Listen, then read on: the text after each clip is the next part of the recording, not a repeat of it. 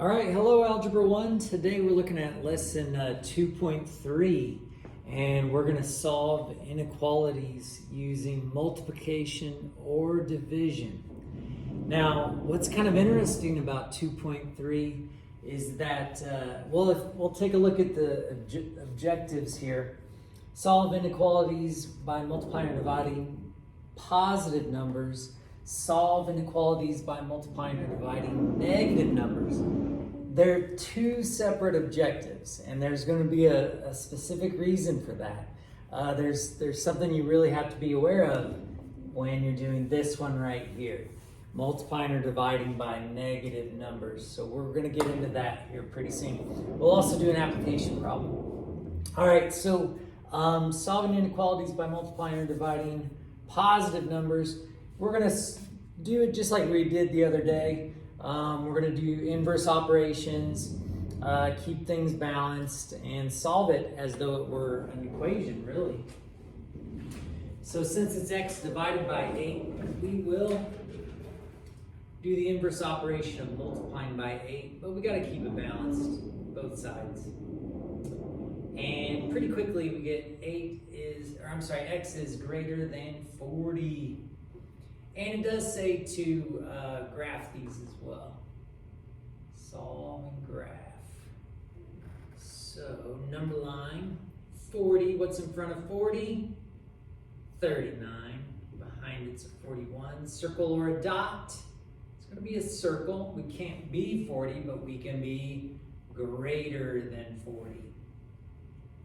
And for the second example, to undo multiplying by 3, to get x by itself, let's divide by 3, keep it balanced. X is by itself. And now be careful when you go to graph this, because there's a few things that can be a little bit confusing. The first thing is, what's in front of negative 8? What's less than negative 8? Negative 9. What's greater than negative 8? A negative 7. Circle or a dot, it's a dot.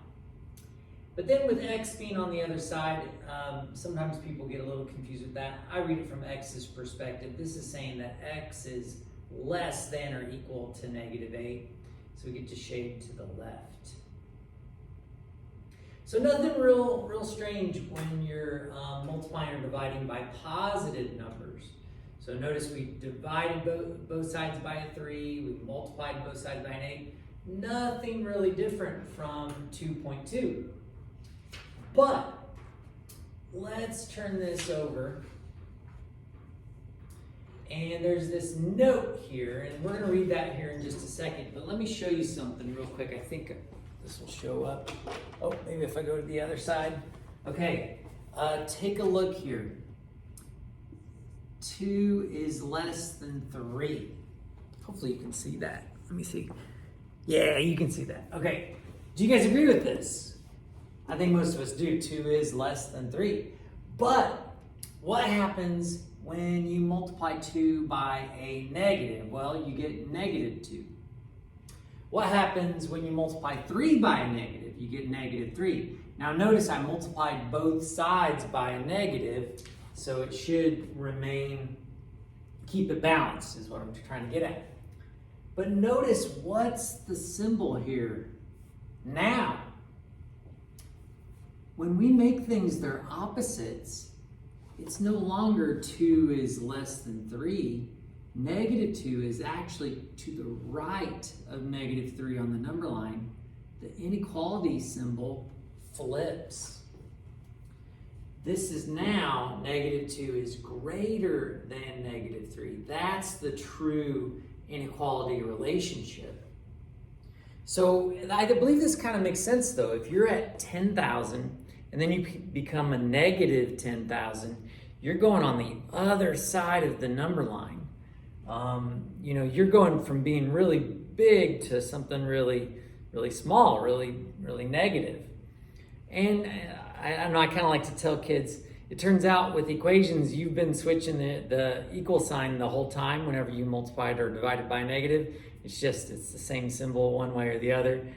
That's not really probably accurate. But yeah, it turns out when you multiply or divide both sides by a negative. You make them their opposites, the inequality relationship flips, it gets reversed. So let's take a look here.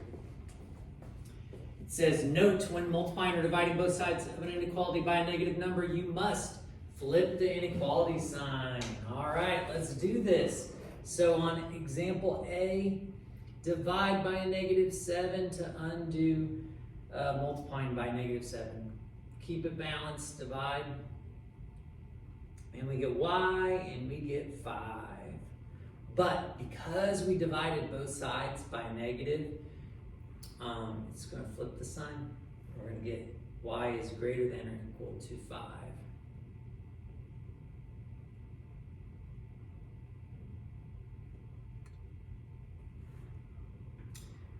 Part B, to undo dividing by a -3, we multiply by a -3. -6y, but we multiply both sides of the inequality by a negative, so we flip the sign. And again, be careful with negative numbers when you graph them. And be careful when y is behind the inequality symbol. Make sure you get the appropriate shading. And then on C, let's take a look here. So a lot of you can do this in your calculator. You can divide by a fraction. I don't like to divide by fractions. I like to multiply by the reciprocal instead. It's the inverse operation. So I'm going to multiply by 10 or 10 over 1. You can think of it either way. But now I get z by itself. I get a -10. But let's think about this. It was -1, now it's -10. Did I make it opposites? I didn't. Did I multiply both sides by a negative? I didn't. Yeah, there was a negative number, but I didn't change anything's sign. So our inequality symbol does not flip on this one.